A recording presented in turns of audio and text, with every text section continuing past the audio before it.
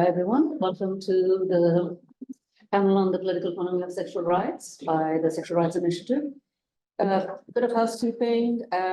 We have interpretation in Spanish, but you'll have to use your own device and log into Zoom for that. And my colleague Pooja can give you a QR code if you want to do that. Please note that none of you is allowed to take photographs. We have a designated member of our team who'll take photographs, Margarita, so please don't take any photographs during the session. It's not allowed for security reasons. Before we begin the session itself, we'd like to draw attention to the fact that during this HRC session, civil society organizations are required to pay to use WebEx. And this new requirement places an additional burden on civil society organizations, especially those who might have limited budgets. So we ask all states to fulfill their, and the reason for this is the liquidity crisis. So we ask all states to fulfill their commitments and to call for a GA mandate on hybrid modalities. So my name is Deepika Nath, and I'll moderate today's session. And we're here today to explore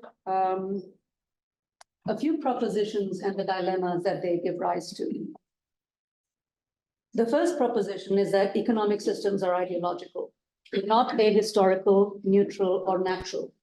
Therefore, neoliberal capitalism is a historically specific development that emerges from and reflects dominant hierarchies of race, religion, gender, and class that have been shaped over centuries of struggle over power.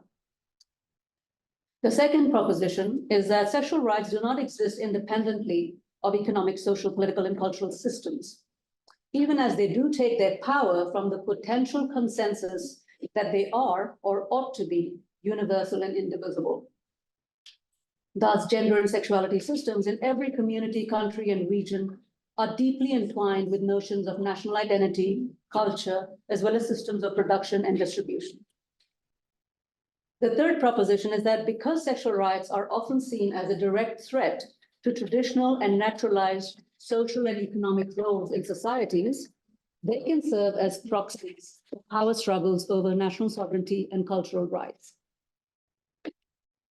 The dilemmas that emerge from these propositions are: one, despite the profoundly gendered impact of economic systems and crises, the right to development and economic rights, discourses on the right to development and economic rights often ignore gender and sexual rights.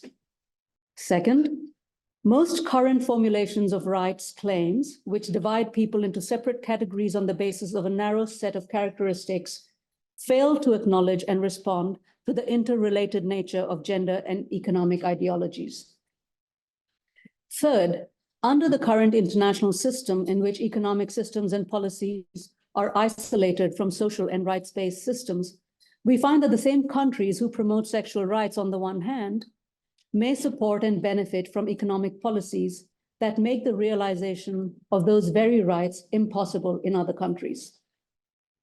Thus, rights claims can themselves, ironically, fracture broad social justice movements, as we often see in LGBT rights and SRHR advocacy. Ongoing contestations over the rights of lesbian, gay, bisexual, transgender, and other gender non-conforming people and communities in countries in sub-Saharan Africa are an example of the way in which economic measures by northern states and institutions, such as withholding aid or loans, that are enacted to defend the rights of targeted communities can end up furthering the perception that homosexuality is a Western import. Efforts to create solidarity movements across gender and sexuality issues can flounder in the wake of what is seen as a further denigration of national sovereignty and culture. Given these entanglements, it may be useful to think beyond identity-based political strategies and the individualization of rights, including sexual rights, and specifically to understand the ways in which a political economy of sexual rights can offer a more integrated and intersectional approach to addressing rights violations on the grounds of gender and sexuality. This will be the focus of our conversation today. Our speakers today are Jessica Mandanda, who's joining us online. Jessica is an advocacy communications specialist with core expertise in economic justice and rights, with experience in developmental in development communications, campaigning and policy analysis for the gendered impact of macroeconomic policy level environment in Africa. She's an alumnus of the Feminist Economics Summer School, African Macroeconomics Academy, Malawi, and a member of the Feminist Macroeconomics Alliance, Malawi, where she provides strategic advice on communications and campaigning for economic justice and rights. Is Jessica online? Okay. Andrea Guillem is a researcher of debt and gender from Ecuador, a member of the International Feminist Economics Association, the Ecuadorian Network of Women in Politics, and communications lead at Women for Global Fund. Andrea is a master's student in feminist studies from the University of Basque Country. Welcome. Our third speaker today would have been Omar Khatib, a Palestinian activist from Ramallah. However, Omar has been detained by Israeli authorities and placed under administrative detention, during which he will not be allowed family visits. He is one of 3,558 Palestinians currently being held in administrative detention by Israel. The UN Working Group on Arbitrary Detention, as well as a Committee on the Elimination of All Forms of Racial Discrimination, have called this practice discriminatory and a violation of human rights. We'd like to play a short clip from the first conversation in this series of conversations, of which this is a continuation, which was held in September 2023, in order to represent some of Omar's analysis.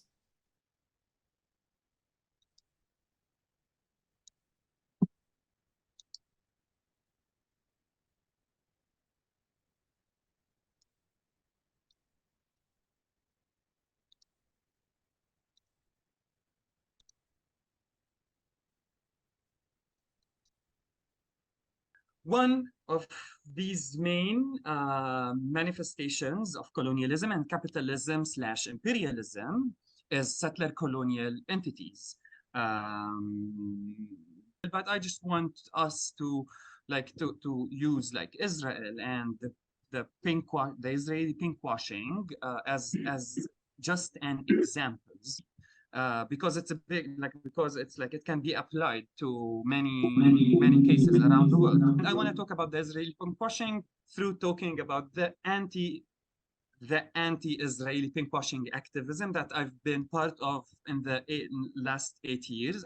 So there is the Israeli claim, the Israeli discourse, which some people call pinkwashing, that Israel says, okay, we are the most queer-friendly state in this region. We have the gay capital, which is Tel Aviv. We are the haven in the middle of a backward, barbaric desert, which is the Middle East. There is this colonial narrative that Israel says all the time, and what we usually do as decolonial activists or in the anti-pinkwashing activism is trying to debunk or to prove the opposite of this narrative, which is what I call, or what I'm recently calling, the liberal trap in the anti-pinkwashing activism, because we are trapped in a loose game, I think, that reinforces and reproduces white supremacy and settler colonialism, and that it gives me, it has a sense of, let's make settler colonialism better. Like there's these tens, if I don't want to say hundreds, but there are like tens of journalistic pieces and reports about the Palestinian who fled to Israel from the Palestinian queer-phobic violence, and then Israel was so racist and didn't provide them a haven and legal papers and safety. So wow, it's not the queer-friendly haven in the region. What I said is that I don't care. I don't care whether, and we shouldn't care whether, Israel was really the queer haven or not in the region or as a state itself. Is that Israel is a settler colonial state that was established and that now exists on erasing and on the erasure and the ethnic cleansing of a whole people and nation. Let's deal with this very foundational concept. I'm just gonna use an example, like a tangible example, which is the city of Jaffa or Jaffa, which used to be the biggest Palestinian city before the Nakba, before the establishment of the state of Israel in the 1948. The city of Jaffa or Jaffa was the biggest like metropolitan Palestinian city with like tens of thousands people and with like like a kind of modernity and like a modern city. But with the establishment of the state of Israel in the 1948, the state of Jaffa, like other tens of villages and cities in Palestine, the people were displaced and it was erased. Like the city itself was demolished to build the huge city, now the gay capital, the world gay capital, Tel Aviv.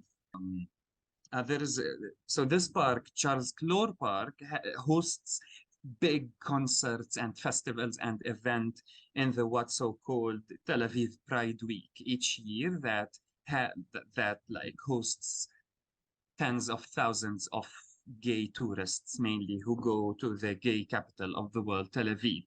This park, Charles Clore, there's some kind of like very small hills in this park, which I learned like recently 2 years ago, that these hills are literally the rubble of the city of Jaffa, of the neighborhood of Al-Manshiyah, which used to have like tens of thousands of residents and shops and modern life and cinemas and like our modernity and our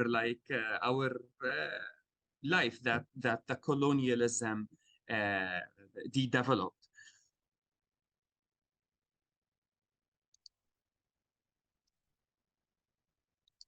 Institutions such as the IMF? And can you describe the effects of coercive economic policy?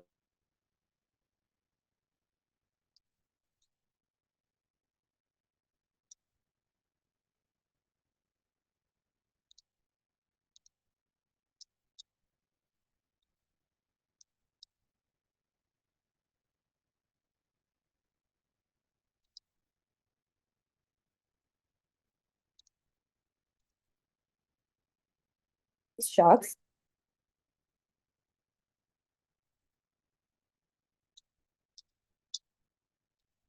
Significantly since 2015. And with a political shift in 2018 towards IMF-led adjustment programs, Ecuador negotiated a 6.5 billion extended facility fund loan with structural reforms, like public expenditure cuts, with expenditure ceilings, labor deregulation, fuel subsidy elimination, and privatization of public enterprises, as well as financial deregulation. With a colleague, Bhumika Mukhala, we conducted a study to focus on how the consequences of austerity impact women's rights. So we focused ourselves during the pandemic period. That was crucial time because that was a time where the state had extraordinary and decisive powers impacted related to saving living measures. So we evaluated how gender austerity affected human rights, sexual and reproductive rights included, of poor women disproportionately through 3 main channels. So the first channel is through the cuts of public expenditure. Women are the dominated labor force on public sector and the main recipients of public service. In Ecuador, women represent 60% of the labor force in the health sector and up to 85% in key jobs like nursing. These cuts left female-dominated sector understaffed and overworked. From 2018 to 2020, Ecuador health investment decreased by 64%. And during the pandemic in 2020, there was also a total of $227 million that led to layoffs and increased workload for women in healthcare. We conducted several interviews with nurses from the public hospitals who told us they were paid, they were paying with to these cuts with exhaustion, burnt outs, and because of the unequal distribution of care, they have to pay other women to take care of their children and pay renting rooms to isolate themselves to protect their families. Another indicator is maternal mortality ratio that rose significantly during the pandemic. In 2019, we have 37 maternal mortality ratio, 37 above 1,000 women. And we ended up in 2020 with 57.6 maternal mortality ratio. This is an indicator that rose 20 points during 2020. While the International Labour Organization stated in the report that Ecuador state budget for health did not reflect the increased needs generated by the COVID-19 emergency, the IMF, in a remarkably opposite sentiment, stated in its second and third review on the loan in September of 2021, they congratulated the government for achieving a lower national deficit in 2020, highlighting savings for lower social security benefits and the reduction of 622 million in pandemic-related expenditure. The total amount of money spent on debt was 2 times the amount of money spent in the health sector. So that's the first channel, the cuts in the public sector. The second channel is the increasing of non-paid care work. Women dedicate 3 times more hours than men on average to this task. And in 2021, UN Women Ecuador released a survey indicating that 7 out of 10 women were time poor in Ecuador, and that 40% of women nationwide that were involved in informal paid work still reported unpaid care work as their primary activity. We also interviewed nurses that they told us that they could only rest 10% of their time because not only they were exhausted working within the hospital, the public hospitals, but they were also the responsibles of the care of their ill family members. And they were also involved in communitarian work, voluntary work. And I want to point it out the images of the popular pots that we've seen from Argentina to Ecuador, where women are sustaining life through voluntary work in times of crisis. And the last channel is private debt. And I think this is the least studied one. When you erode healthcare system, you force families, particularly women-led families, into crippling debt to access private healthcare. Testimonies that we collect revealed family struggles with overwhelming medical bills, one case totaling $35,000 for a month of care. So this accumulation of consumer debt can be understood as a capillary channel through which the cost of paying foreign debt is transferred to the most vulnerable family, a particular family headed by women.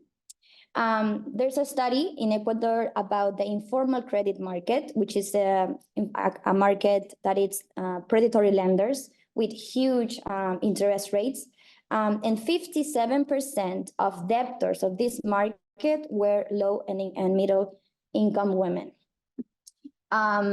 So in such a way, austerity policies are paid for women through their bodies, through their work, by compromising their health on one hand, by being exhausted workers in the public system, by not having access to basic health services such as maternal and gynecological care, by having to extend the time of unpaid work because of they're socially responsible for such care, and by compromising their future work by acquiring private debt in order to survive.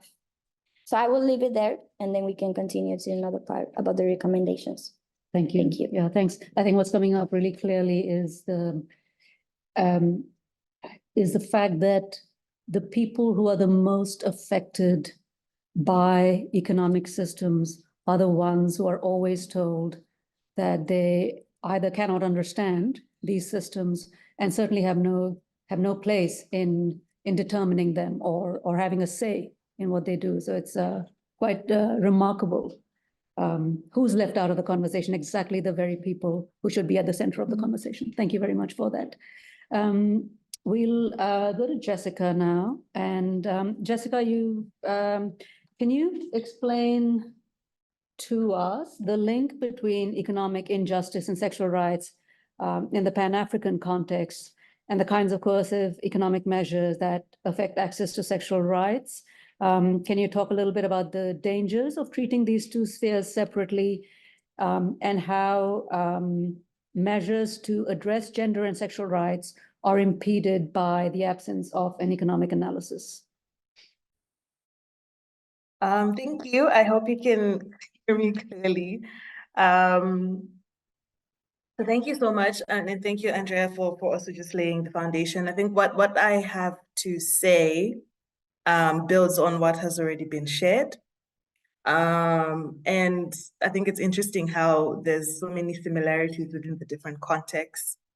So in response to your question, Deepika, I think the intersecting nature of the economic injustices and sexual rights lies within the intersecting nature of the neoliberal agenda and the patriarchal system in which both economic justice and sexual and reproductive health and rights should potentially be facilitated.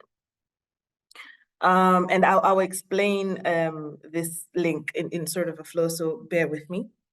So for starters, we currently have an economic system that is very neoliberal and very colonial in many ways.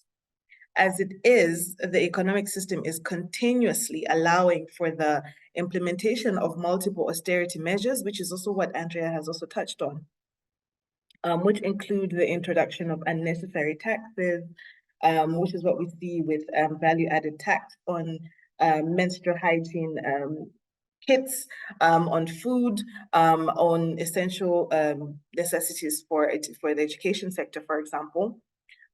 It also includes consistent cuts to the funding to the public sector, especially essential services such as health and education, and then the public sector wage bill cap, among other things. In all its essence, this system is designed to continuously take from the people and to never give back. So what this means is that because public services are not properly funded because of austerity measures, there is a huge gap that is created, and the system becomes too crippled to provide gender-responsive public services, which in turn are supposed to push for the progression on the implementation of human rights obligations, which includes the decriminalization of same-sex relationships, ending child marriage, access to comprehensive sexual and reproductive health care, among others. Now, where economic injustice in this regard links to sexual rights and then links to patriarchy is that when the state is then questioned about what is happening in the country in regards to sexual rights, in regards to reproductive rights, and why, for example, in countries like Malawi, the government has not moved to decriminalize same-sex relations, or has not moved to decriminalize access to safe abortion, for example, is that the state will come in to say that the justification is attached to issues of religion and tradition. Now, here is where the most important link is. The link between this justification is that in the history for Malawi, when it comes to religion or mainstream religion, and when it comes to the traditions that we now claim as the justification for violations of human rights obligations, this religion was introduced during colonial times, and the culture that we now claim is a watered down version that was also watered down during colonial times. Now, if we look at who is responsible for the neoliberal economic framework that we also use, that pushes for austerity measures to continuously remove funding from the public sector, the countries or the institutions that are responsible for this economic framework are also the same countries and the same institutions responsible for colonialism. So the flow that I'm trying to make linkages with here is colonialism, neoliberalism, and then we have the patriarchy. And that is where economic injustices and sexual rights intersect. Because we still exist under this very colonial, very oppressive economic system, we do not have the funding or the facilitation or the grounds to properly provide for and ensure access to sexual rights within our context. Now, looking at the impact on SRHR, sexual rights are intersectional in the way that they're excluded from one, state action in regard to the economic accounts to provide and facilitate the grounds for the enjoyment of sexual rights. And two, in that the form a critical element of how we all exist and enjoy our lives with full bodily autonomy and integrity. And a lot of that falls within how the state responds to the need for equality, the need for decriminalization, and the provision of gender-responsive public services to, again, ensure the enjoyment of bodily autonomy and integrity. Now, to sort of wrap up and center everything, and I'll give the example of Malawi because that's where I come from. Malawi, similar to a lot of other countries in the global south, is obligated to fulfill human rights around sexual rights and around reproductive rights, as is stipulated within the country's constitution, which builds on the Universal Declaration of Human Rights, the International Convention on Economic, Culture, and Social Rights, as well as the rights to health and the rights to life. However, because we implement austerity measures under this economic framework, that has been imposed on by the IMF and the World Bank, the government has for a very long time been unable to properly finance public services to ensure the provision of those rights. And they will never admit to say that, oh, we cannot provide funding because we had to reroute the public funds to a different sector because we have an agreement with the IMF, such and such. What they in turn say is, our religion doesn't allow this, our tradition doesn't allow this. But again, like I mentioned, all of this is linked to where we're coming from and linked to our past. If we're going to answer the question around the link between the economic injustices and the sexual rights, we have to look at it that way. And we cannot separate these two issues because everything that happens within the human rights sphere, especially in regards to sexual and reproductive health and rights and in regards to bodily autonomy, is embedded within the macroeconomic framework that we follow. Without the macroeconomic policies that we follow, or if we had more progressive macroeconomic policies, the conversation would be different because there would be provisions and protections embedded within the economy. And I'll close with one statement that Dr. Jessica Bwila here in Malawi likes to say in regards to the same issue, is that at the center of all economic oppression, at the center of all structural oppression is the woman's body.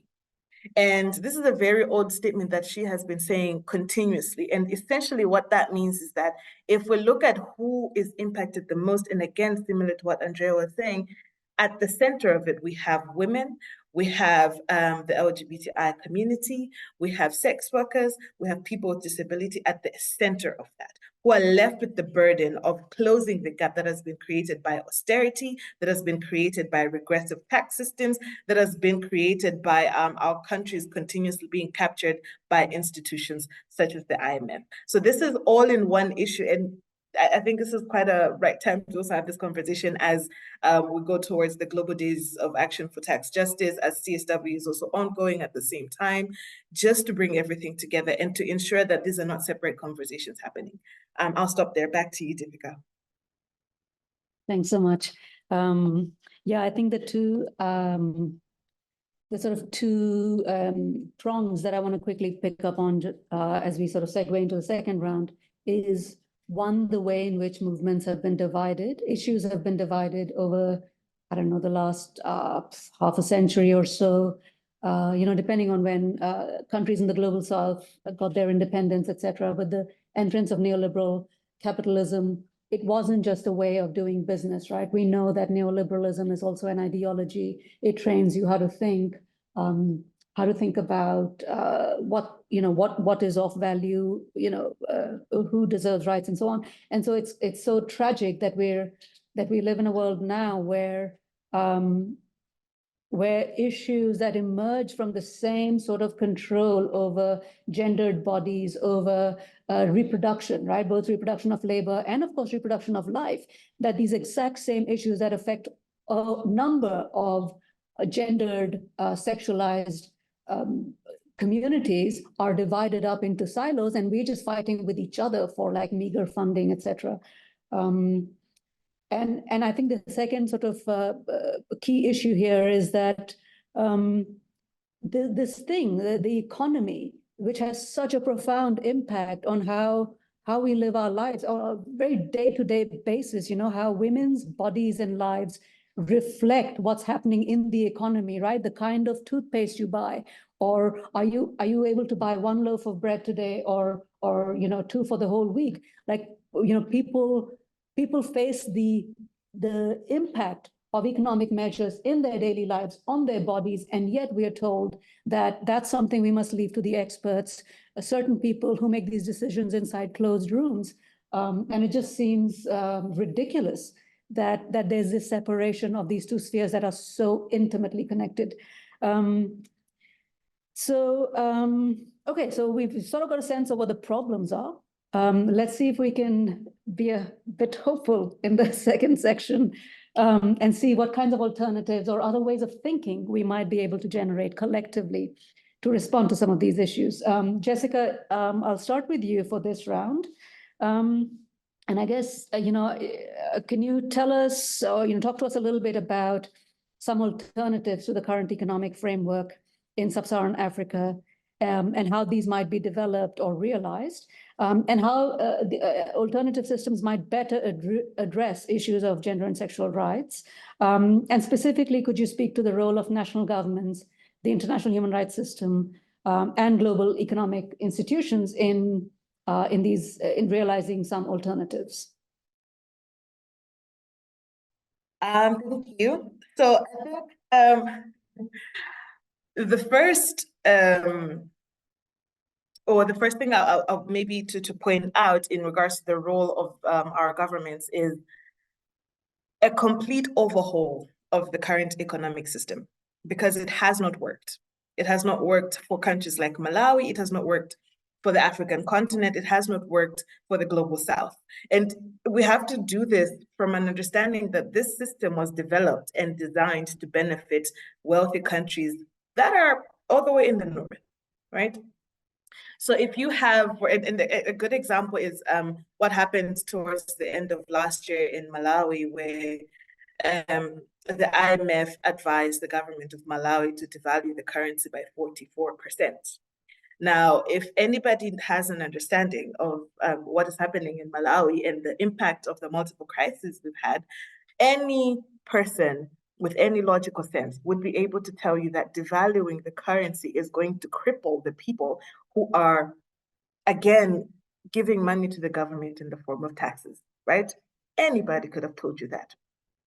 But we did this because for the many, many years that we have been implementing austerity measures, all the way back to the 80s, 90s, and early 2000s, when the structural adjustment programs were introduced, we have been letting go of our sovereignty as a state, and we have to overhaul the economic system in order to take that power back and start prioritizing the people, right? So that is the key role of the state. And one of the ways that the state can do this is by taxing the rich and redistributing those taxes to the people. So again, if we're looking at the current tax system within this economic framework, is continuously extracting from the poor, majority of whom are women, in the form of VAT, in the form of paying bypass fees in public service institutions such as hospitals and schools, and not giving anything back. Yet we have multinational corporations not paying taxes to the country at all. And if you're just to check in the news of examples like this, Malawi right now has several cases that are coming out of multinational corporations that are housed within these tax havens and don't pay taxes to the country, right? So if the government was to start taxing the rich and redistributing those taxes to ensure for the provision of public services, bring back the public health system and maintain it, public education and maintain it. And the complete overhaul also has to do with absolutely rejecting and radically rejecting austerity measures, radically rejecting any loan conditionalities that the IMF or the World Bank would then impose on countries such as Malawi. And that is the responsibility of the state. It is not the responsibility of the people. And again, for countries like Malawi, this is actually defined in the country's constitution as the state's responsibility to ensure that people are protected first. And the second thing that the state can also do, and this also ties in with what the people can do in CSOs, is hold the state accountable for essentially failing to implement and to protect human rights obligations. So again, a lot of countries in the Global South are ratified to so many human rights frameworks. That includes the Declaration of Human Rights, the ICESCR, the ICRC. For Malawi, this includes the Maputo Protocol, the SDG.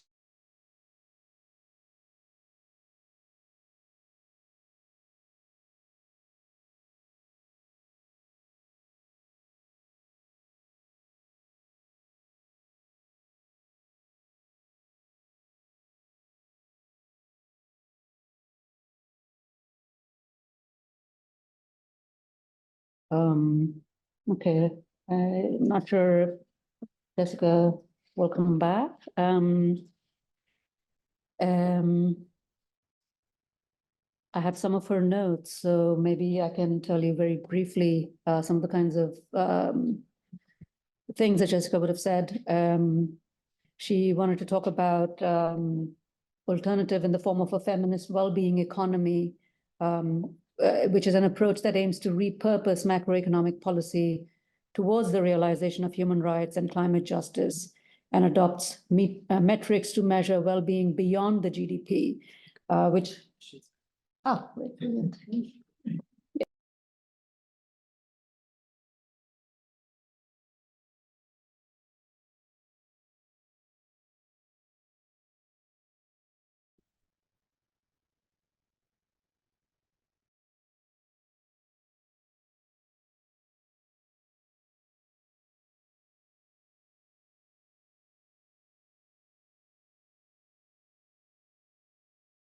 Hi, can you see and hear me now? Okay. All right. Is it okay if I just switch off my video so that I don't drop off again? Okay. All right. So I'll just continue on from the second point, which is that we need to start looking at implementing what's already there. So part of our role as CSOs and as the people is to hold governments accountable for what they're not implementing, right? So imagine a world where a country like Malawi starts implementing what they already ratified. And it's not to say, okay, let's sit down and have a conversation about how do we align the Constitution to human rights frameworks internationally. No, it's already there in the Constitution. We're supposed to do this. It is written there. It literally says the government is responsible for ensuring the provision of quality healthcare that is accessible, affordable, and available for all, irregardless of religion, irregardless of sex and gender, irregardless of sexuality, irregardless of gender identity. It is there, right? And this is in alignment to the international human rights framework. So imagine a world where the government actually just implemented this, right? And it's, again, not a difficult thing to do. If they were to tax the rich, redistribute those taxes to ensure that hospitals are properly funded, that would also mean that if hospitals are properly funded, then nurses and doctors are properly trained, and they've gone through a comprehensive education that includes education on sexual rights and reproductive rights. Therefore, we are addressing the issue of discrimination, we're addressing the issue of access, we're addressing the issue of availability, all in one. But this has to come from the government. And part of that is us pushing for that because they're already supposed to do this. And they've already been neglecting to do this because, again, the IMF said, right? So if we take back our power and sovereignty, And if we push our governments and hold them accountable, then we are moving forward. And lastly, in terms of alternative systems, I think one of the most recent ones, and again, Malawi is one of the countries that we did this research on, is to enforce the feminist well-being economy, which essentially does everything we've been talking about today, taking us back to our history and outlining why it is necessary to overhaul the neoliberal economic framework and what it would look like if we do that. Providing for gender-responsive public services, how are we supposed to tax the rich? How are we supposed to redistribute that domestic revenue towards what it's supposed to be used for in the first place? If we do that, and if we take all of these steps and hold the government accountable to ensure all of this is done, then we begin to move. And maybe in the next couple of years, we can have a different conversation about what has been done so far. And if all of this is done properly, then we'll also get to a point where both the government and CSOs understand that we cannot separate the conversation on the macroeconomic policies from the conversation around sexual and reproductive rights, because it is all in one. And we cannot get to a point where we're talking about equality if this is not done first. Yes, I'll stop there. Thank you so much, Jessica. I'm hoping you'll have a chance to come back towards the end, running against time a little bit. Andrea, what about you? Some alternative ways of thinking about gender and sexual rights, well-being in Ecuador, including indigenous knowledges and worldviews. And again, what are the roles that national governments, international human rights system, economic institutions can play? Yeah, I think what Jessica just said, and it's perfect to follow the conversation. I will start by proposing a new categories to think sexual and reproductive rights that link the material and symbolic impacts that has the capitalistic, colonial, and patriarchy system. So Andean and decolonial feminists has conceptualized this body territory, which is a concept that was born and conceived on the struggles of women defending their land against extractivism. And it's a category that exposes the material and symbolic impact of exploitation, not only on the livelihoods of communities, but what are the differentiated impacts on a type of sex body that is placed within the gender, class, and race hierarchy.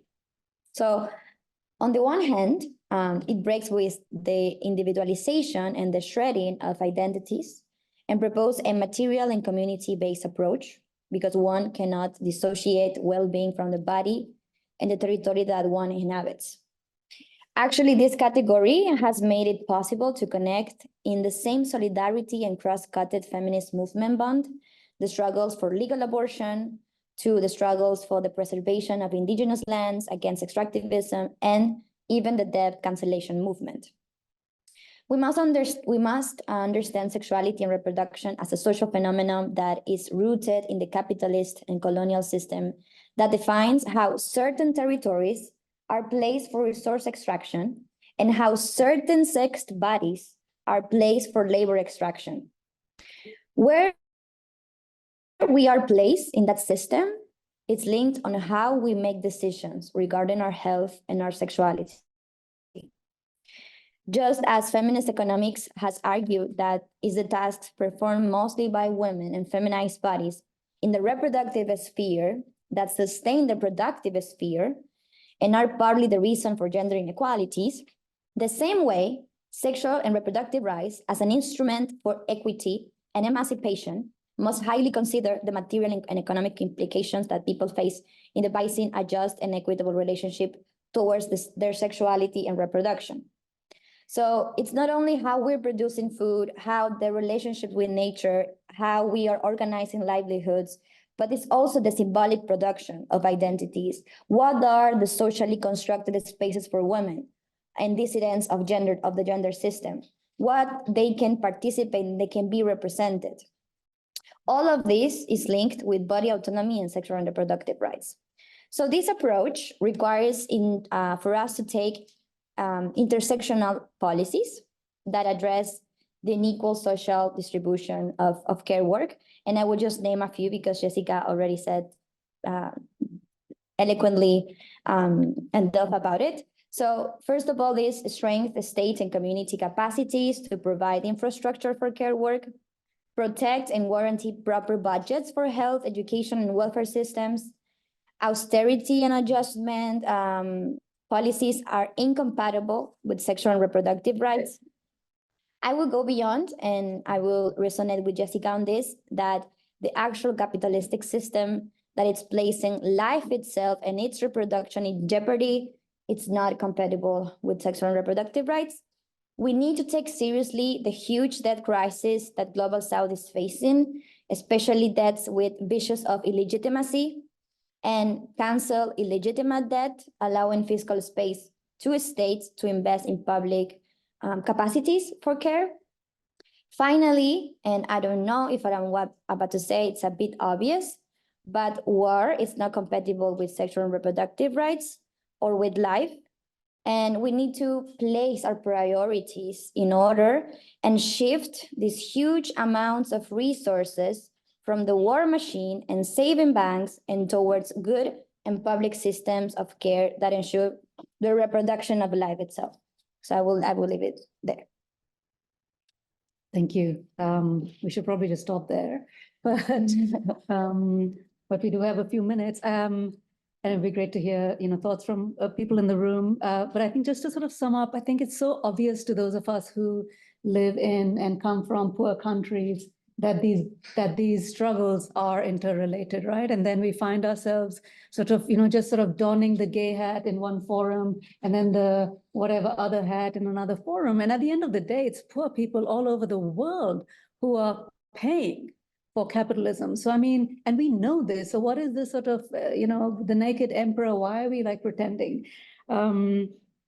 So, and I think what's also really clear is that our action has to be collective. It has to be in solidarity with other movements. When none of us is going to win a battle for our rights, I'm not going to win my whatever rights by myself.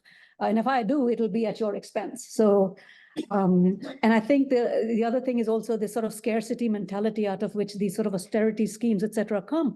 They're actually, they're wrong. There isn't scarcity. There's abundance in the world. There's abundance in nature. There's abundance in our lives, in our imagination. And we just sort of have to keep sort of killing that in order to fit the system that they've told us.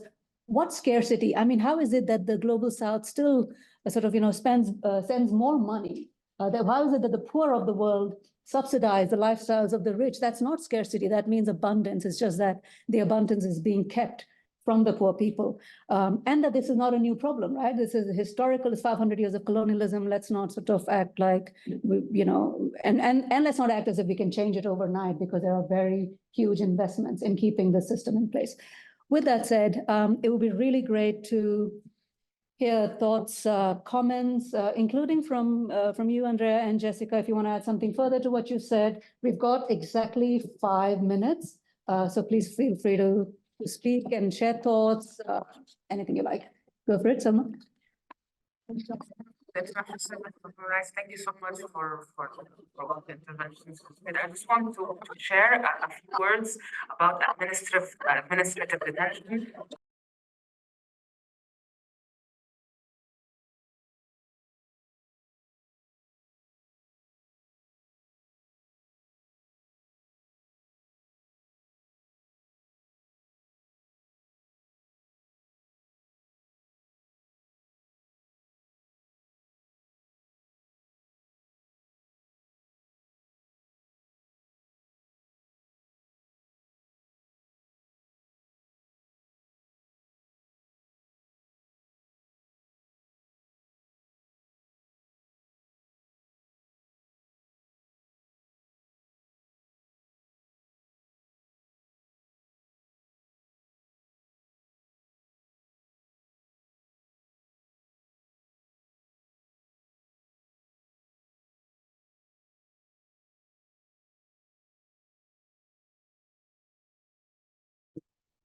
following an order of administrative detention, judicial review of the order must take place within 8 days. And the military judge retains that decision, and in most cases, they don't even read the evidence or the entire contents, and they just renew the decision. And the overwhelming majority of administrative orders are either approved or sometimes reduced in duration, and that this is part of Israel settler colonial apartheid regime, that it's used systematically as a means of arbitrary detention. And I'll leave it there for time. Thank you.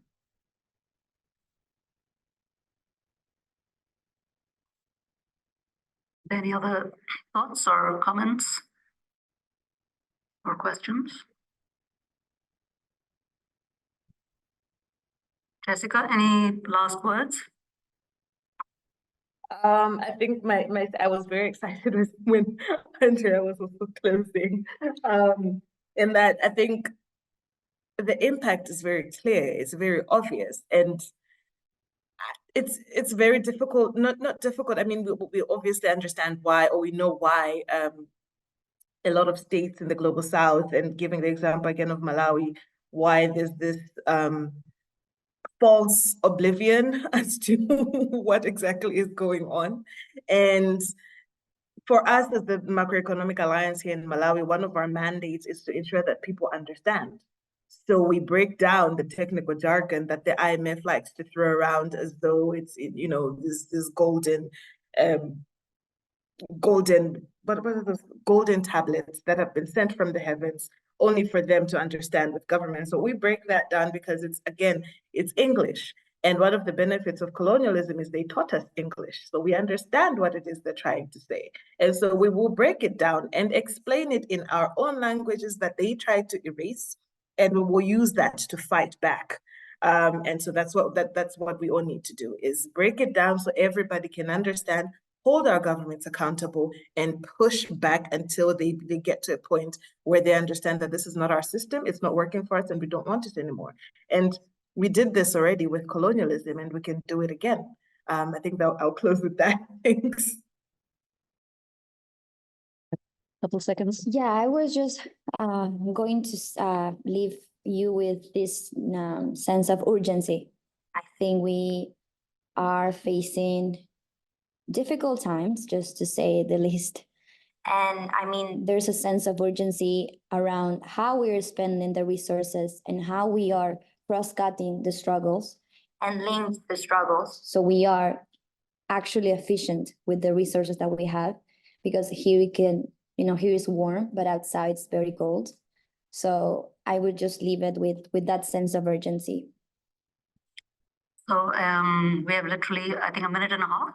So I think on the question of sort of solidarity and acting collectively, maybe the last thing to say about that is also, these spaces, like these are some of the spaces where people can, from all over the world and from different disciplines, can come together and meet. And yet we know there are challenges to getting here, right? The reason Jessica isn't here today is because she would have had to go to another country to apply for a visa, right? She'd have had to go to South Africa to get a visa to come here. So, there are, let's think about sort of the hurdles, even in these spaces that are useful for bringing us together. And, hybrid modalities is definitely one of those options. But also, maybe we need to work our way towards a people's council, right? Spaces where more of us can come together, regardless of our economic ability and so on, from different struggles. So, Aluta continua to that. Thank you so very much for being here today. And I think we're ending on time. What do you know? We did it.